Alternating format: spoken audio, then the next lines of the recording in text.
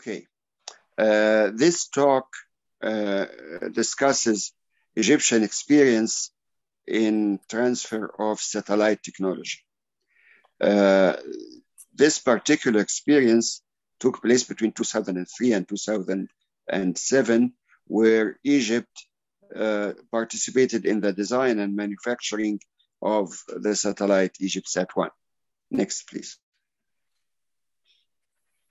Next.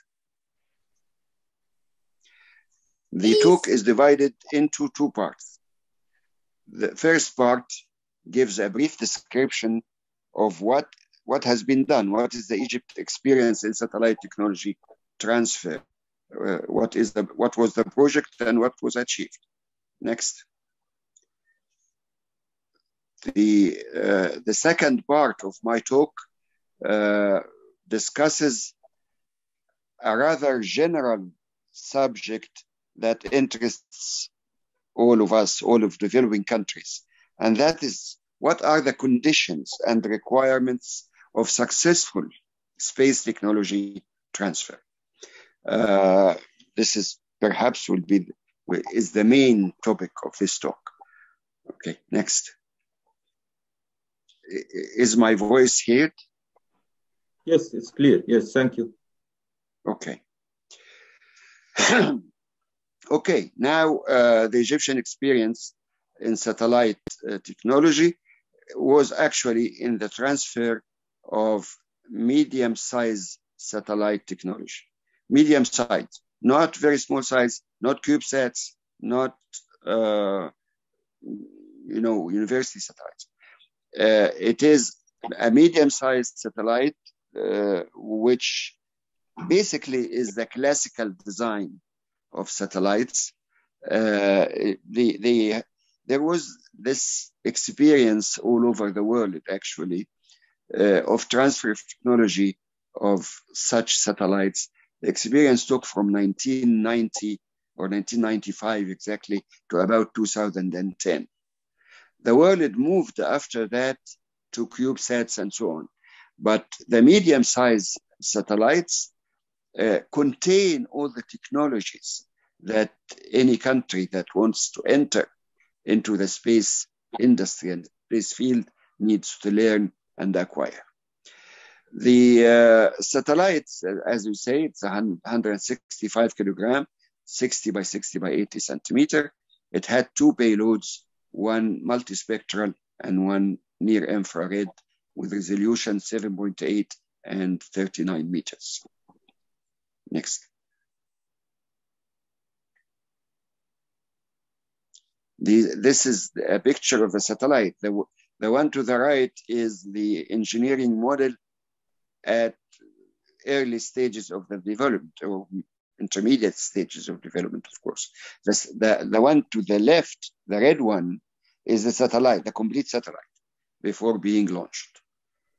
Okay, so it gives an idea of how big and what is the size and so on. Yes.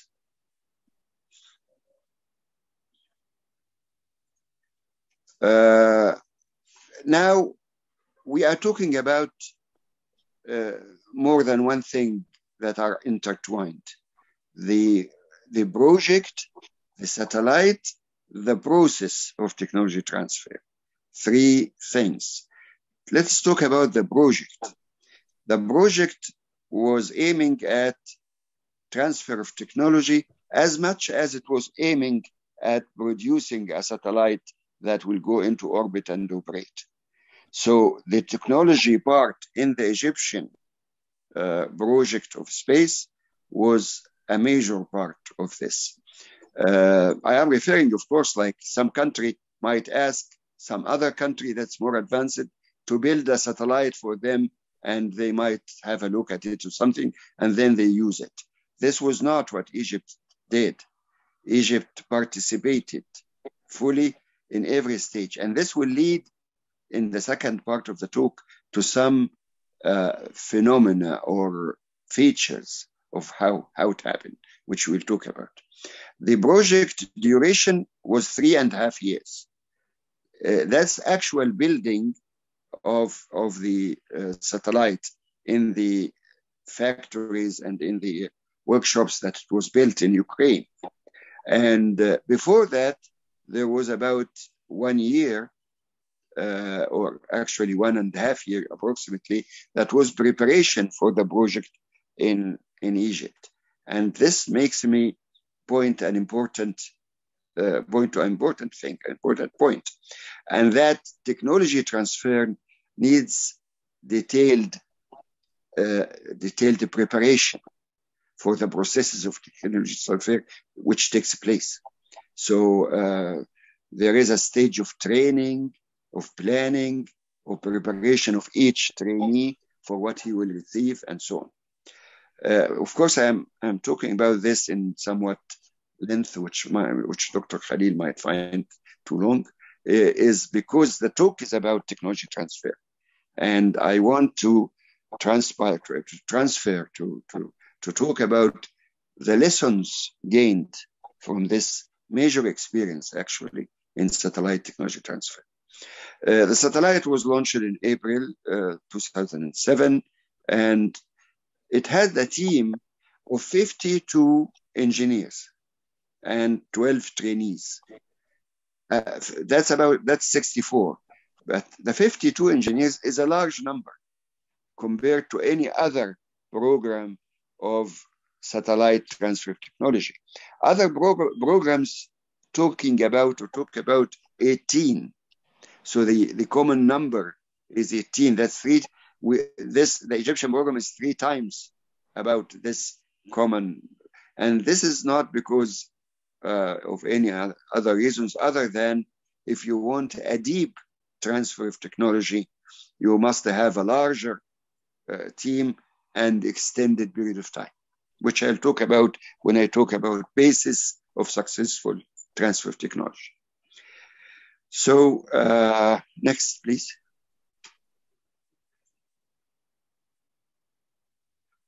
These are pictures of the one to the right is somewhat important, and it sort of displays the complexity of the satellite of this size. Okay, next. What were the technologies that were transferred through the Egyptian space program? There are 8 technologies, or 8 aspects of the technology. Number 1 is space program planning and management. Space program management is a tough subject, and there are books on it, and there are United Nations courses and documents that it has special features that has to be learned. Satellite design technology, of course, how to design a satellite, subsystem assembly and integration, components, procurement, manufacturing, or acquisition. These technologies are specific topics of technology. There are 4 other technologies. Please. Testing is very important. Testing applies to components and subsystems, because after you test the components and use them and so on, you assemble them into a group, into subsystems, and these by themselves need very extensive testing.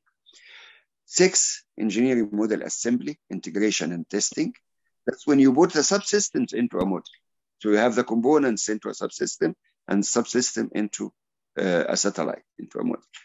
After finishing the engineering model, you have the flight model, assembly, integration, and testing, and then you prepare this whole thing for launch and assemble it to the launcher, and there you go. Next. This is a picture of some of the Egyptian members and the Ukrainian members.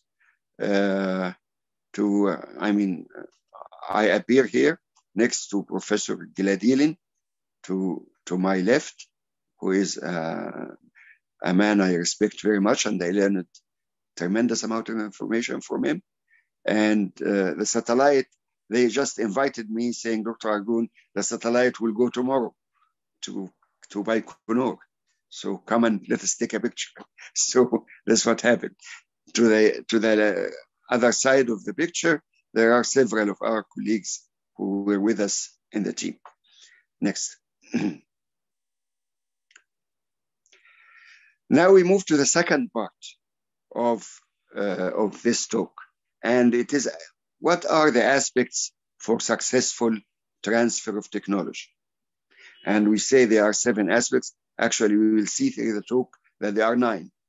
Okay, maybe because I expanded 1 or 2 into separate units. But anyways, these are the lessons learned. And what? Okay, let me say, a country like, for example, Eritrea, who's asking how we can enter in it, or another country in Africa who wants to enter in it, these are the lessons from the Egyptian experience that was to be taken in transfer of satellite technology. Please. Here are the aspects, and then we'll talk about each one separately. Number 1, recognizing and keeping in mind the main objective of the project. Generally, the main objective of the project is not basically to produce a satellite. If it is so, you can hire someone to do it for you and pay them, and they will give you a satellite that's much better than the one you will work with, without a doubt. They have much more experience. But the main objective of this transfer of technology, satellites, is really to transfer technology, not to build satellite only. Number 2, one-to-one match between the 2 teams. What you will find in transfer technology that there are small details of how things should be done. They are very important details, but they are very small and they are hidden in the process. And when you have one-to-one, then to each expert of the providing team, you will have members of your own team that are close to him and acquire all the, and they should be attached to him 24 hours, 7 days a week.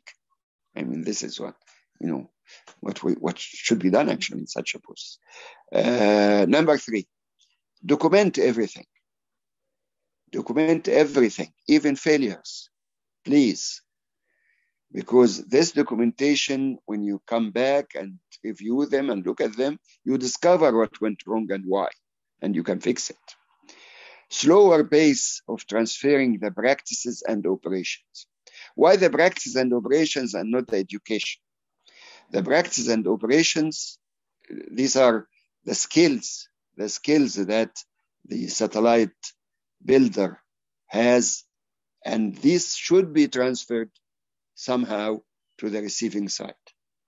So this can be only done if you slow the pace, because this is really training. Next, please. Next.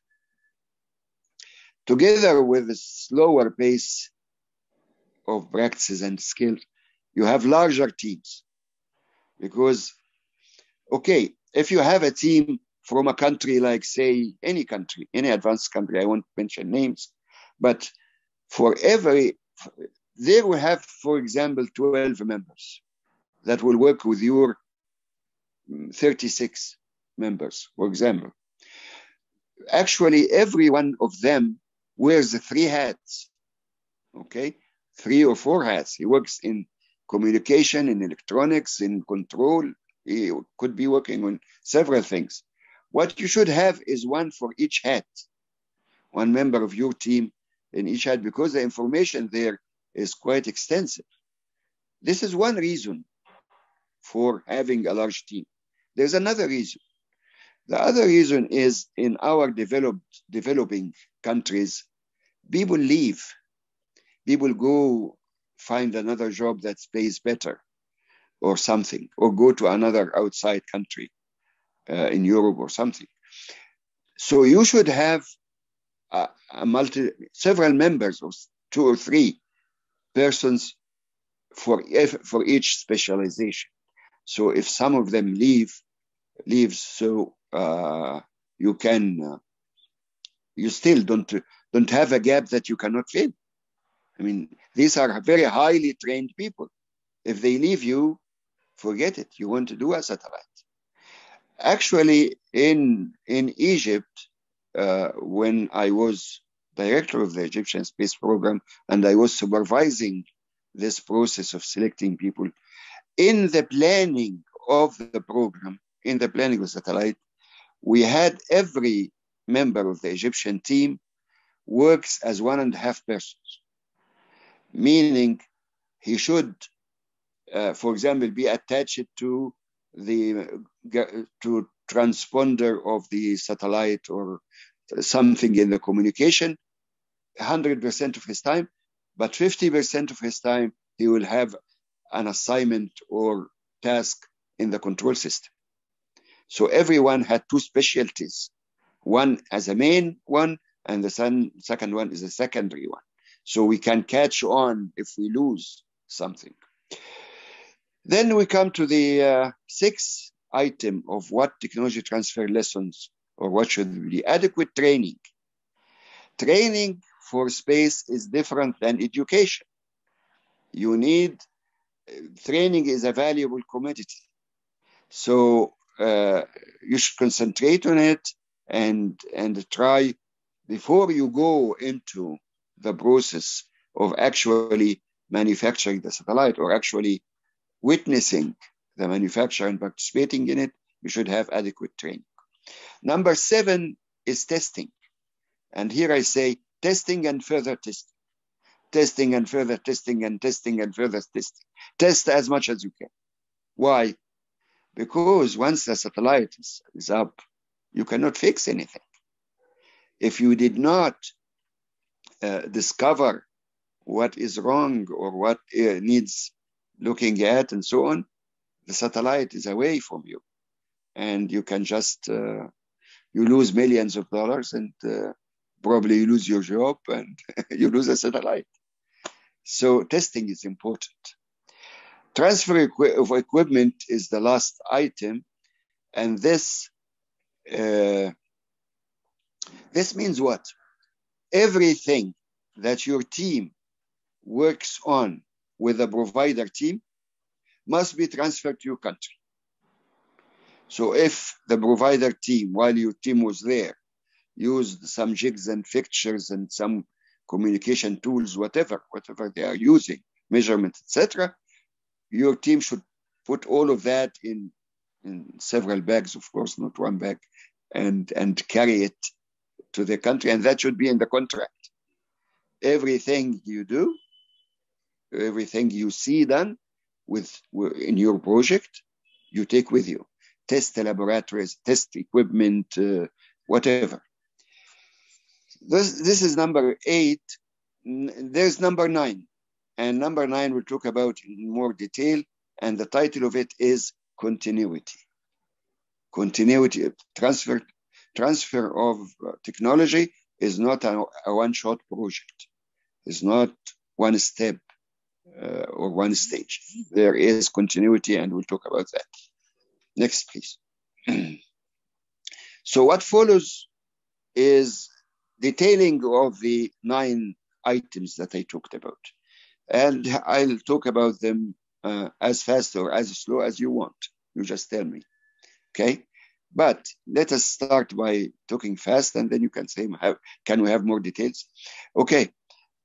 The first aspect of successful transfer of technology is recognize and keep in mind what is the main objective of the project. We may say that on the next, might see that on the next slide, please. Next slide. So, aspect number 1, recognize and keeping in mind. What you should keep in mind is that why are you doing this project? Why are you doing this satellite? Not because you want this satellite, because you want to build another satellite similar to it. I mean, why do we transfer technology to developing countries? Because we want them to build similar satellites or even better satellites if that's possible. So keep in mind the goal.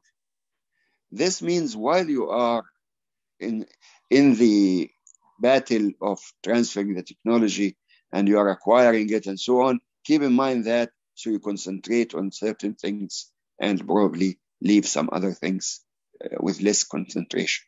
Next, please. The second one is one-to-one match, at least one-to-one match. It could be 2-to-1 or 1.5-to-1. But anyways, the team that is receiving the technology, our teams, we are a developing nation, or all of us are developing nations, have to have more people corresponding to one person on the advanced side. Next. If you don't do that, you lose some technologies or some details. Number three is as important as the testing, which we will talk about later. It is documents. Document everything, even failures. Have a system for documentation. For example, in our technology transfer project in Egypt, we had our partners, the Ukrainians, document what they do and give it to us, translated, of course, from Russian to English. But we had our people, our Egyptian engineers, write their own reports that correspond to the Ukrainian reports, write what they did and what they learned and how they learned it. So we had a large number of documents that are written by the Egyptians. We call them specifically a very indicative name, Technology Transfer Reports, TTR. Every member of the Egyptian team has TTRs in his name, and they are now kept in the Egyptian space agency. So the TTRs are the result or the procedure of their experience, in addition to what the provider gives. So I'm saying what they can be used for all these documents, reference material, complete missing details, or as a training tool for new entrants. Please. Lower base, as I talked about before, or slower base, it is basically because you don't have only scientific information that is being transferred, but also skills and practices. How these things are done, how much torque is used on every nut and bolt, so that it carry the space load and so on. So there are a lot of details that need to recognize them and not be happy to see them. For example, if you see the gentleman who is training your people tightening the bolt to a certain thing and leaving it, you are tempted to say, okay, he tightened the bolt, but how much torque he used and why this particular torque? This did not come to him because he is better than anybody else. No, because he was trained and he failed sometimes and now he knows. So he wants this experience. Okay. Next. Large teams, we talked about that, so we'll skip it. We need more than 1.5 of the other team, maybe 2 to 1 or 1.5 to 1 at least. Next. Adequate training, we also talked about that, and we say that training is paramount. Training is important. Okay, next. Testing and further testing. This is characteristic of space industry. Space industry in particular is characterized by the need for extensive testing. Why? Because once you leave the product, you send it, it is away in space and you cannot do anything. And good advice for those who design satellites, design fault-tolerant satellites and add considerable redundancy. So when the satellite goes, you think you did a successful satellite and you send it and something missing occurs and you don't know what to do. So test and test and test. Next. This is an example of the test that we done. Here are, everybody knows what this is, vibration test or structural test. You have the engineering model here being put on the shaker and subjected to large vibrations or large shocks also, so that to see what bolts will fall away. Okay, next. If we need these pictures, of course, they are available. Transfer equipment as well as transfer documents. So, okay, what are you transferring to your team, to the Egyptian or African or developing world team? What are you transferring? Three things. You are transferring information, you are transferring documents, and you are transferring expertise, skills, and practices. So the equipment is important. Your people have been working, doing tests and participating in tests and doing things as part of their technology transfer process. They did it on equipment that's particularly designed for this purpose. Now they leave and go back to wherever, Ghana, Nigeria, Egypt, okay? And they try to reproduce that. They need the equipment they were working on.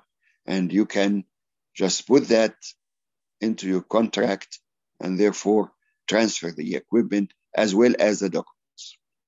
Next. This is the last 3 slides, and it's 1 slide but divided into 3. Why? Because it talks about very important thing, continuity. Technology transfer, satellite technology transfer is about continuity. When we did EgyptSat-1, there is EgyptSat-2 and EgyptSat-3. There must be in your plan. So what you are doing in EgyptSat-1, you are doing it with a look towards EgyptSat-2, and so on. Continuity is the most important aspect of space transfer to developing nations. This completely, however, depends on you, on the developing country, not the developed country that's delivering.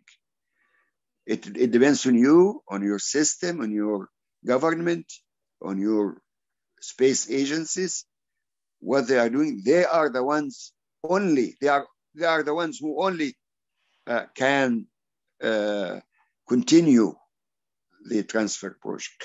You, the participants here and the ones who hear this talk and so on, and they are interested, they will start the technology process and they will do a wonderful program to do technology transfer.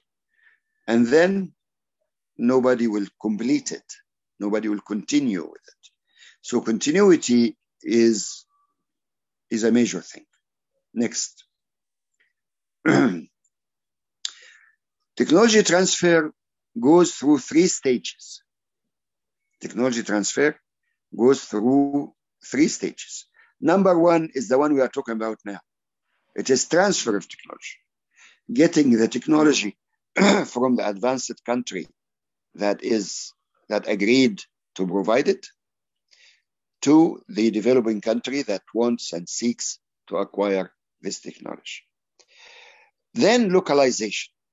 Localization is the 2nd stage, and it means that what you got, you localize. You have it in the earth of your country. You have it planted in your earth.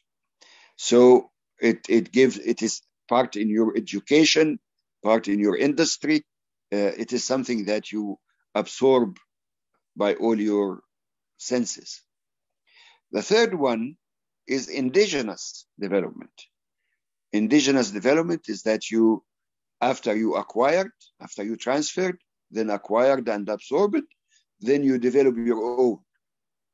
When you develop your own, that's about, say, 7 to 10 years of the previous experience, then the developing country became a developed country in space. Why? Because it does its own. It builds its own satellite, does not need all of the experience that's needed before.